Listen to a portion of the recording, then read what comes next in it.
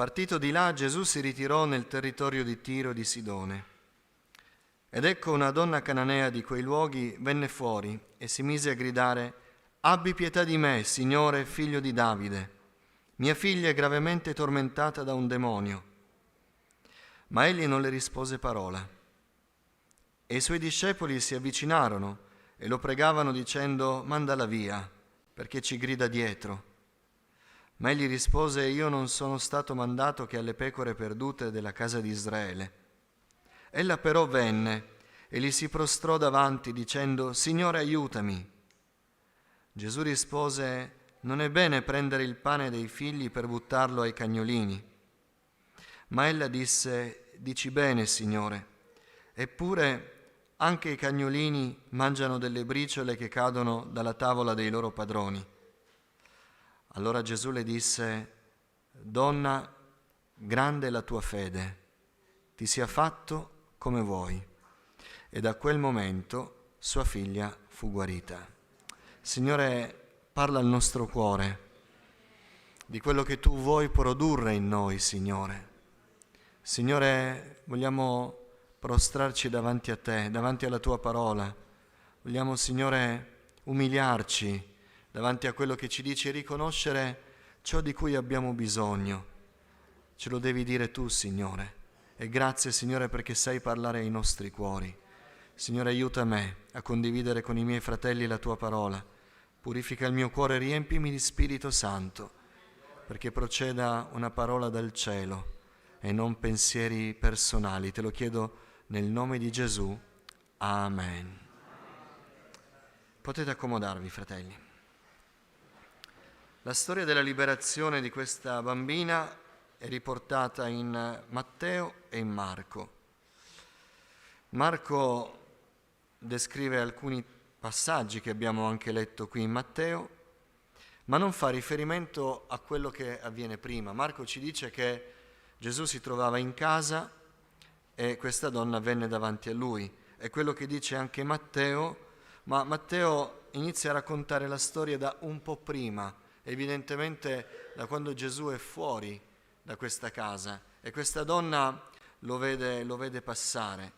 E quello che mette in evidenza Matteo in modo particolare è che prima di entrare in casa, Gesù, che era conosciuto come affabile, che accoglieva tutti, anzi Gesù parlava invitando tutti, quello che si nota in questo passo, che è particolare, è che il Signore, quando questa donna si mise a invocare il suo nome, a supplicarlo, tra l'altro dicendo che il problema era grave perché la figlia era posseduta da un demonio, dice Matteo, evidentemente fu toccato Matteo quando avvenne questa specie di dialogo, in realtà non era un dialogo, egli non le rispose parola.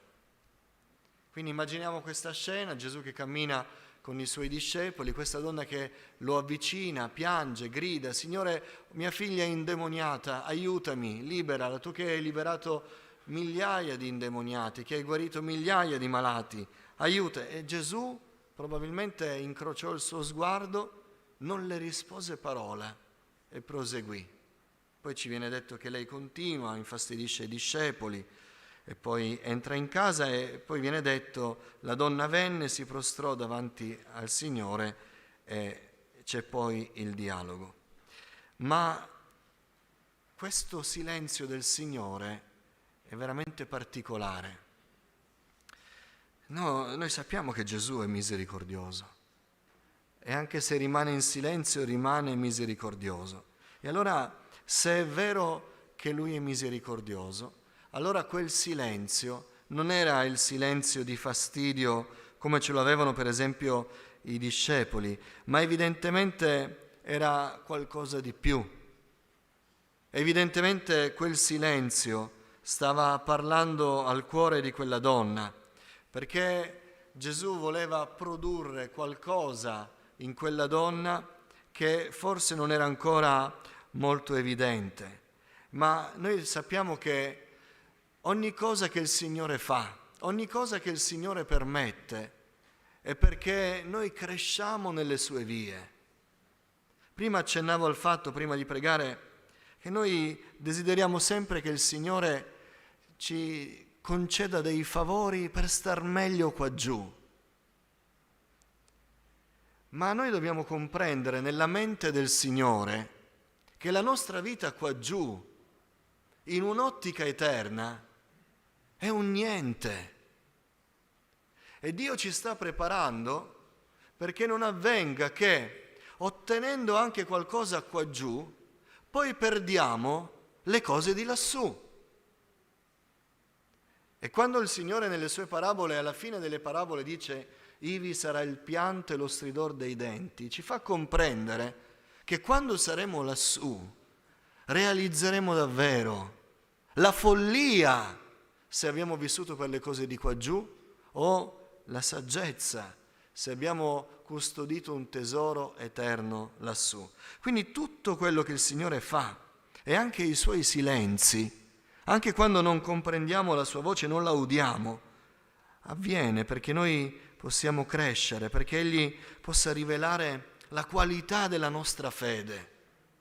E noi vogliamo crescere nelle vie del Signore, perché Egli torna presto e noi lo incontreremo presto. Molti parlano della loro fede, ma noi notiamo che nelle Scritture i miracoli di Gesù sono sempre successivi a quello che Lui dice riguardo alla nostra fede. Notate, noi diciamo di avere fede, ma tante cose noi non le otteniamo. Deve essere Gesù che deve dirci com'è la nostra fede. E ogni volta che il Signore compie un miracolo, prima di compiere il miracolo, parla della fede di chi ha pregato. Grande è la tua fede. Per questa parola che hai detto, va e il tuo servo sarà guarito. La tua fede ti ha salvato. La tua fede ti ha guarito. E dopo avviene il miracolo.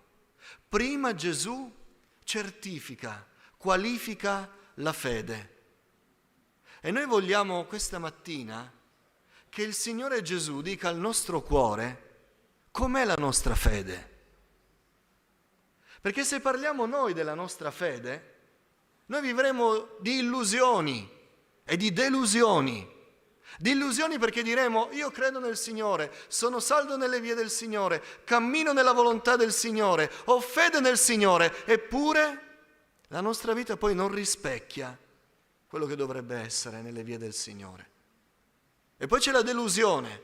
Io credo nel Signore, cammino nelle vie del Signore, faccio la volontà del Signore e il Signore non mi risponde. Quando siamo noi a certificare la nostra fede, quando siamo noi a parlare della nostra fede, siamo in un terreno pericoloso, perché noi il nostro cuore non lo conosciamo, il nostro cuore è ingannevole. Ma Gesù vuole parlarci della nostra fede e ci vuole dire grande è la tua fede, ma ce lo deve dire Lui, non noi, perché quando ce lo dirà Lui noi vedremo cose grandi. E allora questo silenzio è un silenzio che diventa istruttivo, perché avviene qualcosa in questa donna, in questo lasso di tempo in cui Gesù non le risponde. È come se quel silenzio di Gesù accendesse qualcosa di più forte nel suo cuore. E lo vediamo perché questa donna non lo molla più. Ed è un istruttivo per noi, perché quante volte abbiamo pregato il Signore, Lui è rimasto in silenzio e noi abbiamo smesso di chiedere, abbiamo iniziato a cercare le nostre soluzioni, abbiamo pensato che il Signore aveva deciso di non darci delle cose, mentre il Signore non aveva detto né sì né no, ma semplicemente era stato in silenzio. La nostra volontà di vedere tutto subito ci ha fatto concludere che il Signore non ci sente, il Signore non ci esaudisce e abbiamo lasciato. Questa donna, quando Gesù rimane in silenzio, non si rassegna, non se ne torna a casa col suo dolore.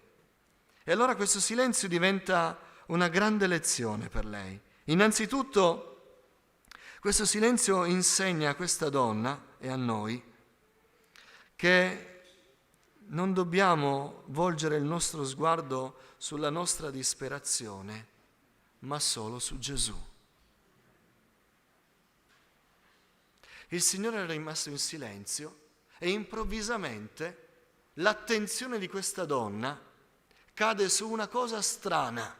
Lei si aspettava un Gesù interessato, un Gesù pronto a risponderle, un Gesù che rivolgeva la sua stessa attenzione sul problema di quella donna, e quindi non era più solo la donna concentrata sul suo problema, ma erano in due, la donna e Gesù concentrati sul problema di quella donna. Signore, ho un problema, dimmi qual è il problema, oh mi dispiace, quali sofferenze, qual è il tuo problema, oh quanto è grave, quanto è brutta questa situazione. Tutti e due, Gesù e questa donna, concentrati su quel problema. Se Gesù avesse risposto quello che si aspettava quella donna, a Gesù rimane in silenzio. E allora accade qualcosa di strano, che scardina un po' i punti di riferimento di quella donna, che la scuote, dice: ma perché Gesù non si interessa di un problema così grave? Io sto soffrendo, mia figlia è in pericolo, il mio è un problema grande, il centro del mio universo è quel problema. Perché Gesù sta in silenzio? Inizia a guardarlo, inizia a concentrarsi su quell'uomo che forse è incrociato, non lo sappiamo, il suo sguardo, forse no, ma non le risponde parola, la ignora completamente, dice: ma non è quello che mi hanno raccontato di lui. Ma lei improvvisamente sposta la sua attenzione dal suo problema a Gesù. Inizia a dimenticarsi del suo dolore, della sua situazione, perché Gesù ha catturato la sua attenzione. Inizia a guardare Gesù. A volte il Signore rimane in silenzio con noi, perché vuole che noi ci stupiamo del suo silenzio e iniziamo a fissarlo. Iniziamo a guardare verso di Lui più che verso il nostro problema. Quel silenzio fa volgere l'attenzione di quella donna solo su Cristo. Il Signore vuole che noi guardiamo Lui, non i nostri problemi. Quando in un salmo viene riportato un grande momento di oppressione, il Salmo 123, il salmista si esprime così: mentre il popolo è oppresso, prima di dire abbi pietà di noi, prima di ripeterlo, Signore abbi pietà di noi, dice: a te alzo gli occhi, a te che siedi nei cieli. Ecco come gli occhi dei servi guardano la mano del loro padrone, come gli occhi della serva guardano la mano della sua padrona, così anche gli occhi nostri sono rivolti al Signore, al nostro Dio, finché abbia pietà di noi.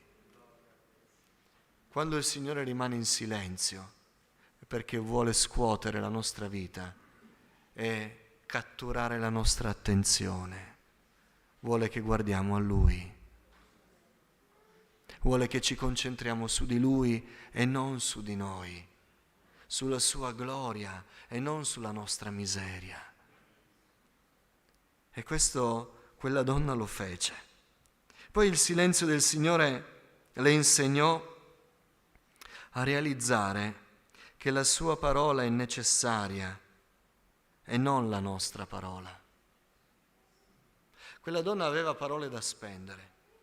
Avrebbe potuto, ogni tanto noi lo sentiamo nelle nostre testimonianze, no? La strategia per commuovere, allora carichiamo di pathos il nostro racconto, stavamo soffrendo, è successo questo, è gravissimo, guardate, carichiamo in modo da catturare l'attenzione. Questa donna avrebbe potuto raccontare delle cose sbalorditive. Quanti racconti abbiamo fatto anche noi riguardo a possessioni, persone che abbiamo visto davanti ai nostri occhi con una forza sovrumana avendo un fisico minuto, o persone sgusciare come degli invertebrati attraverso i mobili mentre erano davanti a noi. Abbiamo racconti ne abbiamo che potrebbero sbalordire chi ci ascolta. Questa donna aveva parole, aveva racconti da fare, aveva una testimonianza, aveva argomenti per impietosire il Signore. Ma il silenzio di Gesù le fece capire che lei poteva avere discorsi lunghissimi, non sarebbero serviti a nulla. Ma una parola di Gesù, anche solo una, era necessaria. A volte il Signore rimane in silenzio con noi, perché quando noi andiamo da Lui, a volte lo facciamo col Signore, lo facciamo anche con le persone, parliamo solo noi.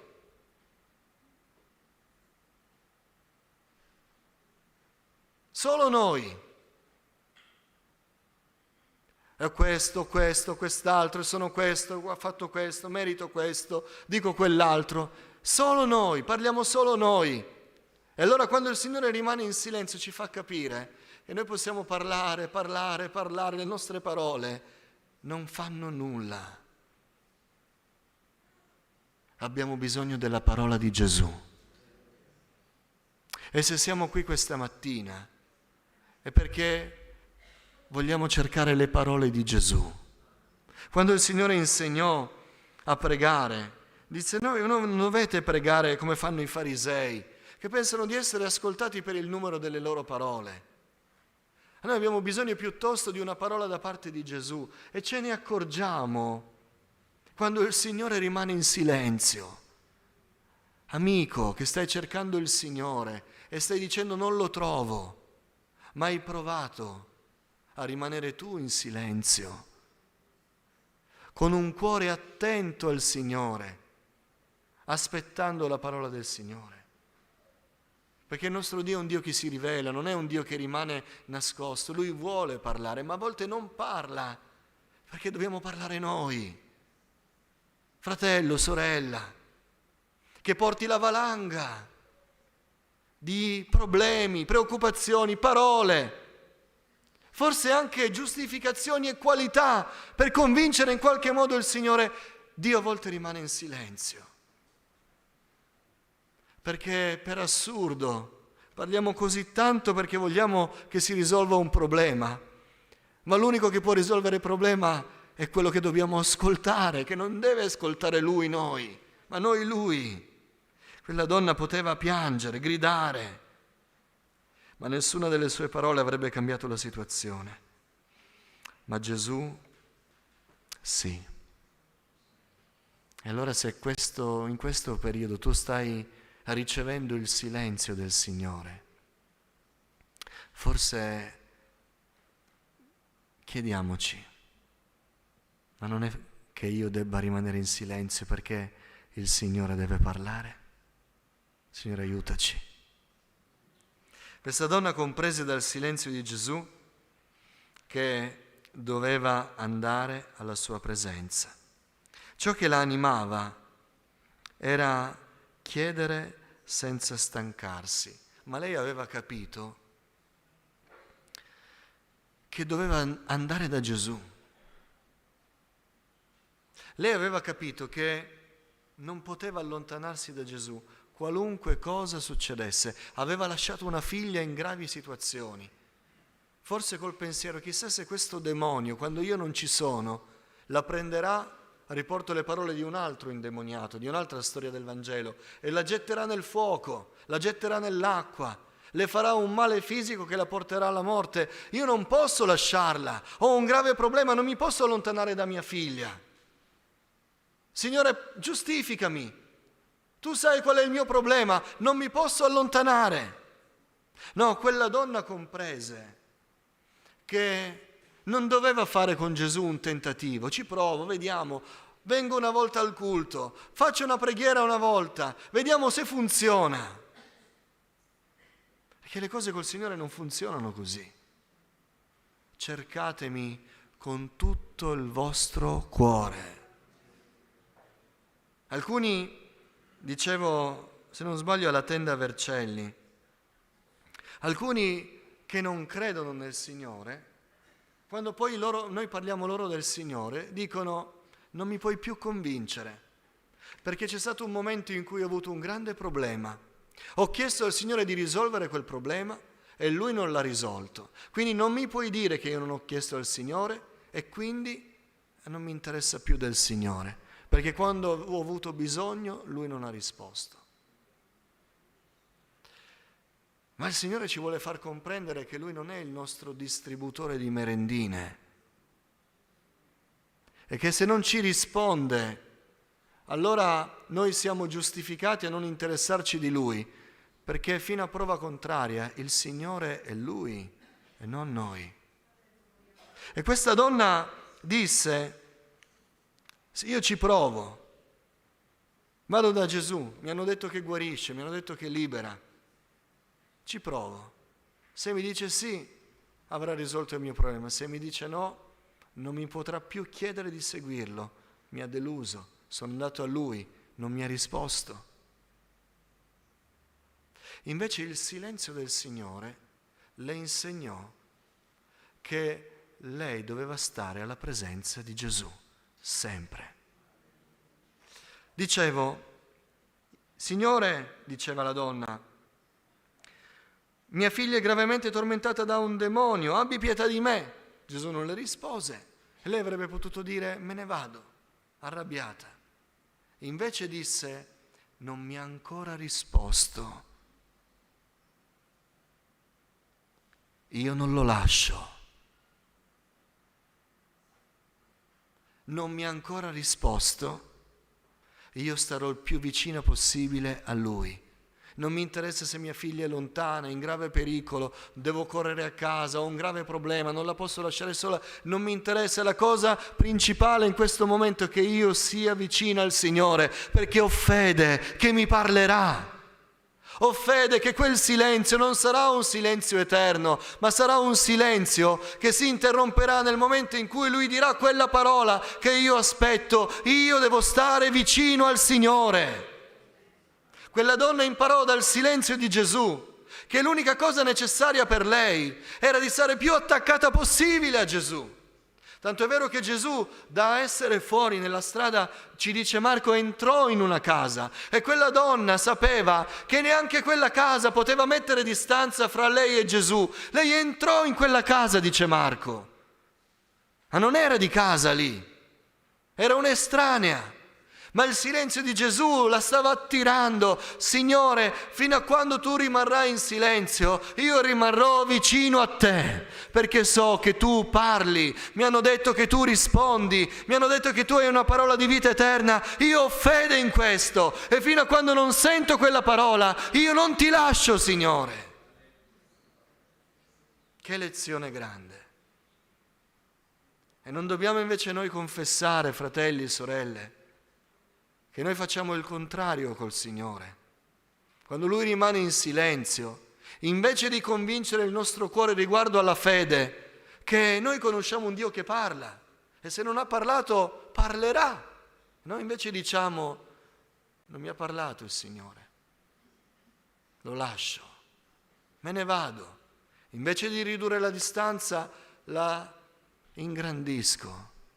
No, quella donna imparò che il silenzio del Signore doveva tenerla più vicina ancora, perché Egli parla, il Signore parlerà. Amen. Vedete, queste lezioni riguardo alla presenza di Dio, riguardo alla necessità di sentirlo parlare, riguardo al concentrarci sul Signore e non sui nostri problemi, finisce questo silenzio. Quando il Signore ci ha insegnato, quando il Signore ha fatto crescere la nostra fede, quando il Signore l'ha resa evidente, sarà Lui a parlare della nostra fede. E disse a questa donna qualcosa di grande: donna, grande è la tua fede. Si umiliò quando disse di se stessa: io sono un cagnolino. Non voglio pretendere di essere qualcosa di grande, io sono un cagnolino, sono nulla davanti a te, Signore, però so che anche solo una briciola della tua grazia è sufficiente per la mia salvezza. Fratelli, il Signore non rimarrà sempre in silenzio, ma rimarrà in silenzio fino a quando Lui non avrà prodotto in noi una fede vittoriosa, una fede salda, una fede di cui parla Lui e non noi, una fede che sarà autentica perché è Lui che la certifica. Quando il Signore parla della nostra fede, noi vedremo la risposta alla nostra preghiera. E quando poi Gesù parla, Lui fa miracoli. Se in questo periodo della tua vita ti senti scoraggiato perché non stai ascoltando il Signore, non senti la sua voce, senti il silenzio di Dio, nel nome del Signore, togli l'attenzione da te stesso, perché forse il Signore è in silenzio, perché vuole produrre fede vera, una fede che ti rende umile, una fede che ti spinge a cercarlo di più invece che di meno, una fede che ti umilia davanti a Lui. Chiede al Signore perché il silenzio, perché Lui ha una parola da dirti e la dirà nel momento in cui la tua fede sarà pronta a riceverla. Ci alziamo in piedi. Alleluia. Questa mattina qualcuno ha bisogno di sapere da parte del Signore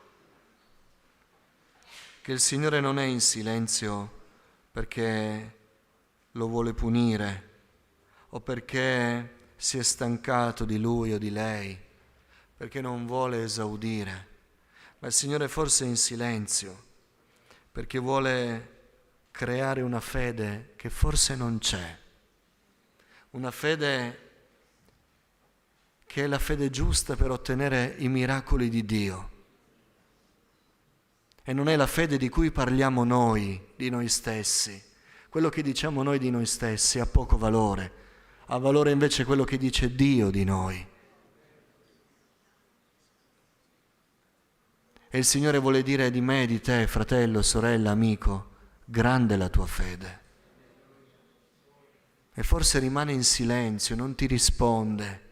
Stai pregando e non ti risponde, perché vuole vedere se rimanendo in silenzio il Signore tu ti concentri su di Lui invece che sul tuo problema. Forse il Signore vuole vedere che tu dichiari al tuo cuore: le mie parole non valgono nulla, ho bisogno di una parola di Gesù. Il Signore vuole vedere se, mentre Lui non ti risponde, tu invece che abbandonarlo, invece che spegnere la tua fede, la alimenti e ti avvicini di più a Lui. E il Signore rimane in silenzio perché vuole attirare la tua attenzione. Cosa dirai questa mattina al Signore? Quella donna non lasciò Gesù, non lo lasciò, si prostrò davanti a Lui, ma quando tornò a casa, sua figlia era stata liberata. E può accadere lo stesso per me e per te, se ci prostriamo davanti al Signore, non accusando il Signore dei suoi silenzi, del fatto che non risponda, ma continuando a cercarlo. Signore, abbi pietà di me, non ti lascio, Signore, continuo a cercarti. Tu non rispondi, ma io sono ancora qui. Tu non mi rivolgi parola, ma io continuo a tenere il mio sguardo su di te. Perché mi hanno detto che sei un Dio fedele, perché mi hanno detto che la tua parola cambia ogni cosa. Diamo gloria al Signore.